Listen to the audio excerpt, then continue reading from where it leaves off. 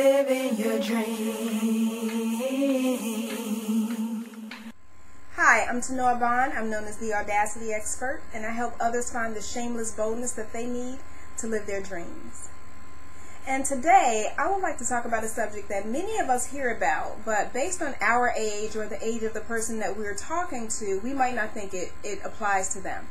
And that is the midlife crises. And basically, I want to take those two words and separate them, because there is midlife and there is crises. And that crises part of midlife crises really applies to us all, because it tells us why it's so important for us to live our dreams. Now, there are many people, many successful people out there who are living a dream. They are living the dream of someone else, and they're successful, they're making a lot of money, or I should say successful by society standards. They're making a lot of money, they are well known in their field, but they are severely unhappy. And the reason why is because, again, they're living someone's dream. They may not be living their own. Or you can take someone who's working a job, and they're feeding their family, they're paying their car note, they're paying their house note, their kids have nice clothes, but they're unhappy. They go to work every day and they hate their job, they don't want to be there, and it's starting to show, or we can see, at some point it starts to show in their work ethic, how they're turning in their work, or how they're meeting with their boss, or the things they're saying to their coworkers or their peers. Or you might take the person who is just starting out and they hear all these things in society. Well, in order to be successful, you have to have the perfect job, you have to have the perfect car, you have to have the perfect spouse with the right amount of kids and the right amount of pets, and that speaks to success in our society. Whereas this person really, in their mind, they might want to join the Peace Corps, or they might want to work in a foreign country and might not want to be tied down to family or things or a car note or a house note. However, society tells them that there's a certain way that you have to walk and a certain way that you have to live in order to be accepted.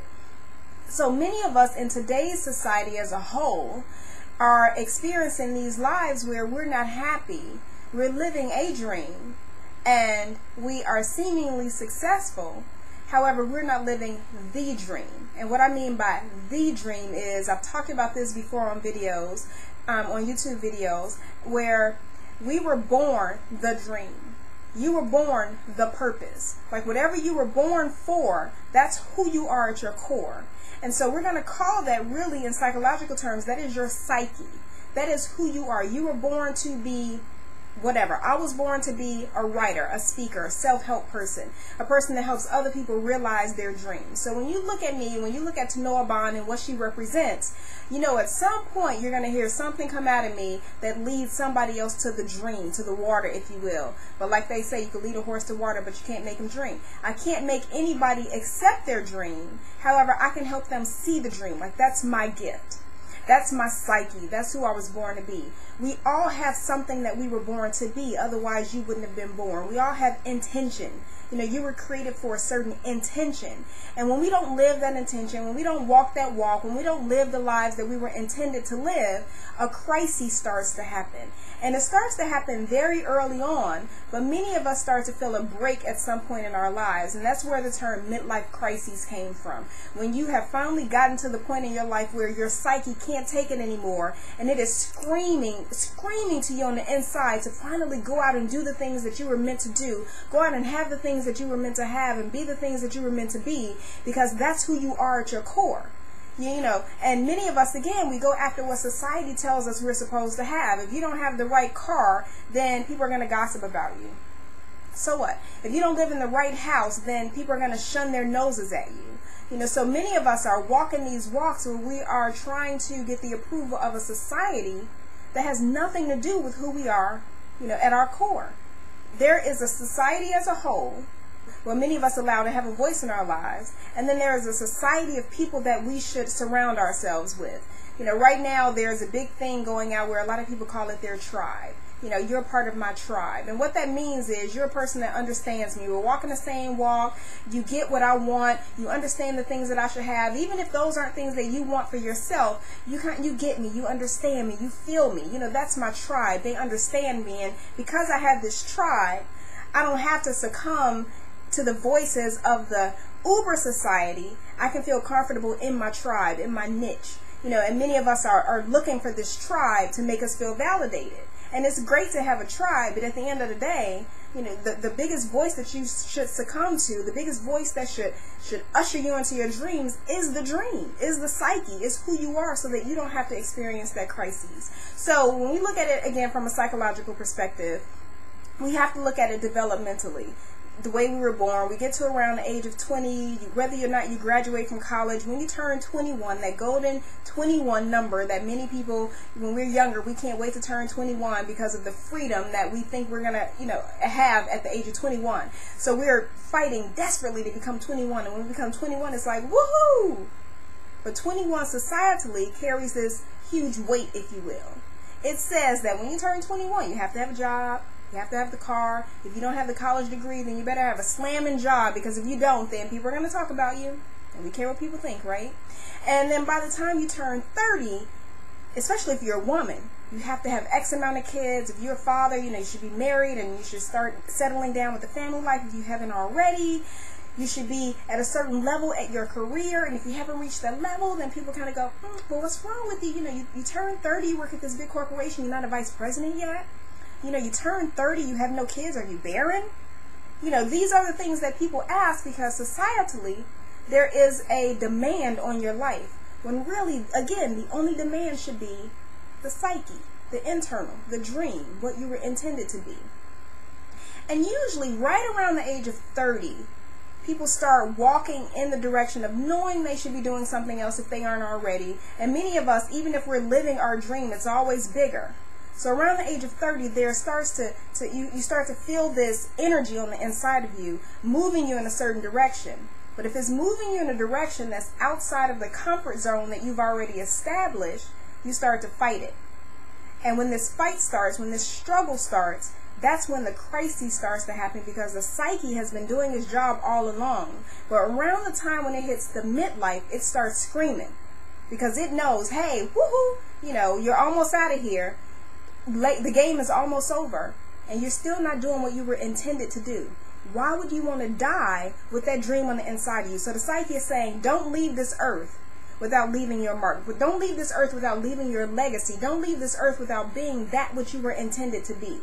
So when we look at the midlife and the crises, we all have a midlife, but the crises comes in whether or not you're listening to the voice. So today I want to urge you to listen to the voice. Someone sent me a question recently. I had a call, and one of the questions was, well, how do I know when it's the voice that's talking to me? How do I know what my purpose is? How do I know what it is I'm supposed to do in life?